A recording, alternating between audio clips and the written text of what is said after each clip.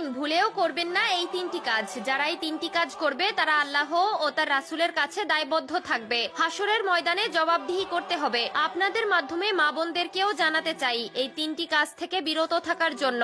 ঈদের দিন যারা এই তিনটি কাজ করবে তারা রাসূলের সুপারিশ থেকে বঞ্চিত হবে এবং নিজেই জাহান্নামের রাস্তা তৈরি করে নিবে, কোনো নিস্তার নেই। হাদিসে রাসূলুল্লাহ সাল্লাল্লাহু আলাইহি ওয়াসাল্লাম ঈদের দিন এই তিনটি কাজ করতে বারবার নিষেধ করেছেন। প্রিয় দর্শক, আপনি যদি রাসূলুল্লাহ সাল্লাল্লাহু আলাইহি ওয়াসাল্লামকে ভালোবাসেন অবশ্যই আলহামদুলিল্লাহ কমেন্ট করবেন এবং রাসূলের এই হাদিসটি সকলের মাঝে পৌঁছে দিবেন। 1 নম্বরে রাসূলুল্লাহ সাল্লাল্লাহু আলাইহি ওয়াসাল্লাম যে কাজ করতে নিষেধ করেছেন তা হলো ফিতরা না দিয়ে ঈদগাহে যাওয়া যাবে না। কেউ যদি মনে করে নামাজ পড়ে এসে ফিতরা দিব তাহলে হয়তো কোনো কারণবশত তার ফিতরা দেওয়া হবে না, এটি যেন ভুলে না যায়। এর জন্য ঈদগাহে যাওয়ার আগেই অবশ্যই গরিব দুঃখীদের ফিতরা দিয়ে দিবেন। আপনার কাছে গরিব দুঃখীদের হক হলো ফিতরা, তাই তাদেরকে ভুলেও বঞ্চিত করবেন না। এবং যেই সংসারে শুধু মহিলারা আছে তারা অবশ্যই ফিতরা দিবেন এবং হক আদায় করবেন। এই তিনটি কাজ সম্পর্কে শুনলে আপনারা বলবেন এই কাজ তো আমরা হর হামেশাই করে থাকি, কিন্তু এই তিনটি কাজের ফরজে কতটা ভয়ানক তা সম্পর্কে রাসূলুল্লাহ সাল্লাল্লাহু আলাইহি ওয়াসাল্লাম বিস্তারিত বলেছেন।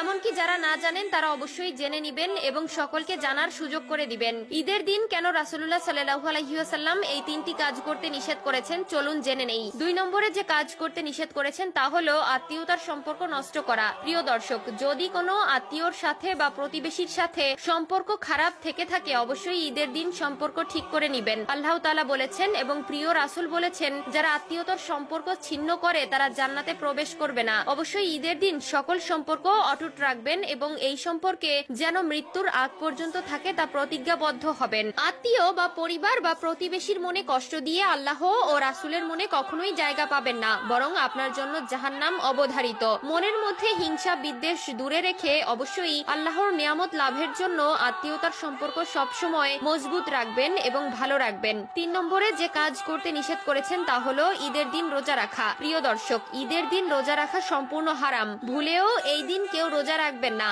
যদি কেউ রোজায় কাফফারা আদায় করতে চান অবশ্যই তা ঈদের পরে আদায় করবেন। বিশেষ করে ঈদের দিন আল্লাহ তাআলা সকলকে হাসি খুশি রাখার জন্য একটি বিশেষ দিন দিয়েছেন। এই দিন সকলে পেট পুরে খাবে এবং আল্লাহর নিয়ামত ও